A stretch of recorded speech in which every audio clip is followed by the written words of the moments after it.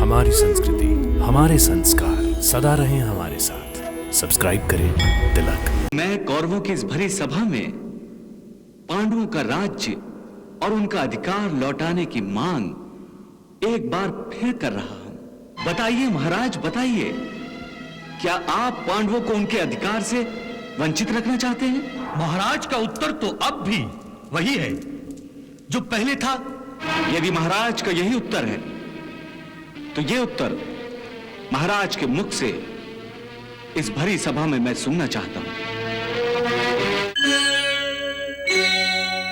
मैं देख रहा हूं कि आप लोगों के विचारों का एक एक शब्द क्रोध की अग्नि में लिपटा हुआ है। यद्यपि आपका क्रोध उचित है, परंतु क्रोध प्रकट करने का समय उचित नहीं है। क्रोध में एक शक्ति है जिसे हमें युद्ध भूमि के लिए संभाल कर रखना चाहिए, और युद्ध से पहले धर्म के अनुसार हमें एक अंतिम उपाय करके देख लेना चाहिए। धर्म मनुष्य को विनाश के पथ पर आगे बढ़ने से रोकने का प्रयास करता है, और अभी शांति की आशा के सभी द्वार बंद नहीं हुए हैं। केशव, शांति के द्वार? हमें तो केवल युद्ध के द्वार ही खुले दिखाई दे रहे हैं, जिसकी चौखट पर खड़ा दुर्योधन हमें युद्ध की चुनौती दे रहा है, ललकार रहा है। हाँ कृष्ण, शांति के सारे प्रयास तो उसी समय समाप्त हुए थे जब दुर्योधन ने हमारे दूत के हाथों शांति के बदले युद्ध का न्योता भेजा था। नहीं भीम भैया, पांडवों के भेजे गए शांति संदेश को तो सत्ता और स्वार्थ के मारे महाराज धृतराष्ट्र और दुर्योधन ने एक कक्ष की चार दीवारी में बंद होकर ही सुना था। अन्य कौरवों को तो इसकी सूचना तक नहीं थी। दुर्योधन और दुशासन तो विषैले नाग हैं ही, परंतु बाकी सारे कौरव भी कहां दूध के धुले हैं। सब के सब एक ही मिट्टी के बने हैं, अधर्म की मिट्टी से। परंतु भैया, कौरवों में विकर्ण भी तो है। क्या आप भूल गए? द्रौपदी के वस्त्र हरण के समय उसने कौरवों की भरी सभा में खड़े होकर धर्म और सत्ता का पक्ष लिया था। और फिर कुरुवंश के वृक्ष का आधार केवल धृतराष्ट्र और दुर्योधन नहीं, कुरुवंश के विशाल वृक्ष के अन्य आधार भी हैं, और हमें अपना पक्ष उन्हीं के सम्मुख कौरवों की भरी सभा में रखना है। उन्हीं से हमें पांडवों का अधिकार मांगना है। कृष्णा, अब तुम ही बताओ कि हमारा अगला कदम क्या होना चाहिए। मेरे विचार से तो हमें पांडवों की ओर से एक और शांति दूत हस्तिनापुर भेजना चाहिए। द्वारिकाधीश ठीक कह रहे हैं, शांति दूत हमें अवश्य भेजना चाहिए। इस संबंध में मेरे विचार से तो हमें किसी दूत को नहीं, बल्कि किसी ऐसे महत्वपूर्ण व्यक्ति को दूत बनाकर भेजना चाहिए जो धर्म, शास्त्र और राजनीति में निपुण हो, समस्त कौरव जिसका आदर और सम्मान करते हो। मधुसूदन, मेरी दृष्टि में तो केवल तुम ही हो जिसका कौरव सम्मान करते हैं, और वो तुमसे डरते भी हैं। दुर्योधन या अन्य कौरव तुम्हारे सामने सर उठाने की चेष्टा नहीं करेंगे। यदि फिर भी वो छल कपट का सहारा लेकर कोई षड्यंत्र रचाना चाहें, तो तुम उनके षड्यंत्र का मुंह तोड़ जवाब दे सकोगे।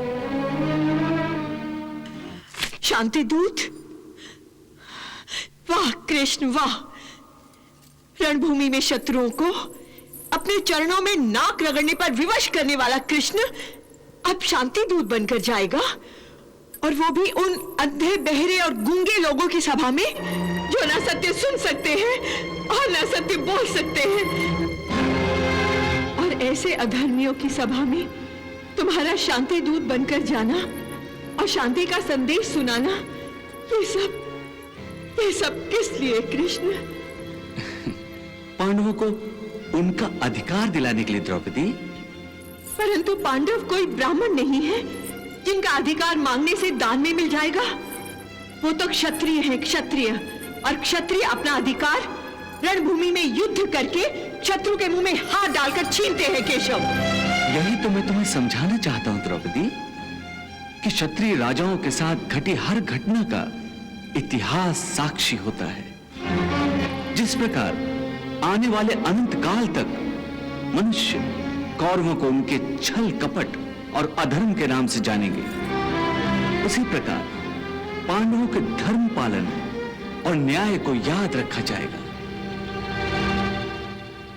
कि पांडवों ने हथियार उठाने से पूर्व शांति का हर प्रयास करके देख लिया था।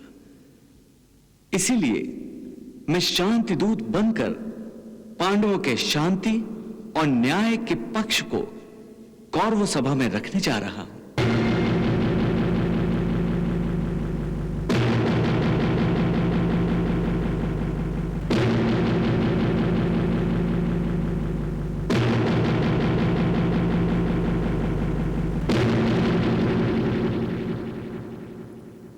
महाराज धृतराष्ट्र, आप कौरव कुल के सर्वश्रेष्ठ हैं। आप कौरव कुल के कर्ता धर्ता हैं। आपकी इच्छा बिना कुछ नहीं हो सकता। महाराज, किसी भी निर्णय में जब तक आपकी इच्छा, आपकी सहमति नहीं होगी, कोई कुछ नहीं कर सकता। इसलिए मैं कौरवों की इस भरी सभा में पांडवों का राज्य और उनका अधिकार लौटाने की मांग एक बार फिर कर रहा हूं और आपसे इस महत्वपूर्ण समस्या के समाधान में आपकी इच्छा जानना चाहता हूं।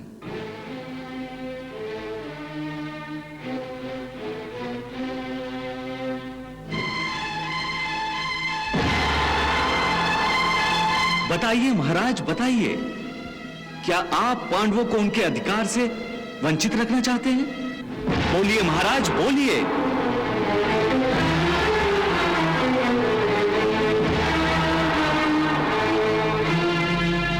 महाराज, मैं देख रहा हूं और आपको अपनी आंखों से दिखाना चाहता हूं कि कौरवों की सभा में हर आसन बेचैन है। शब्द सिमट कर चेहरों पर भाव बन गए हैं।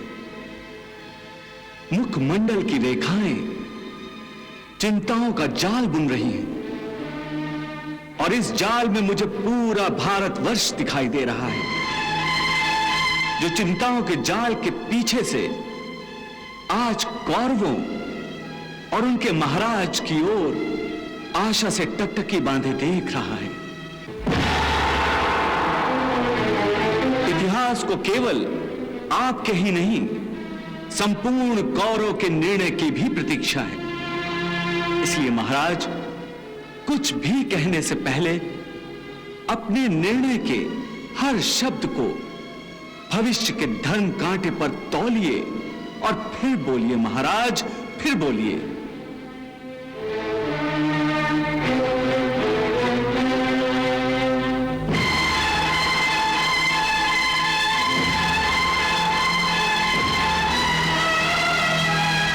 बोलिए महाराज धृतराष्ट्र, यह समय मौन रहने का नहीं है।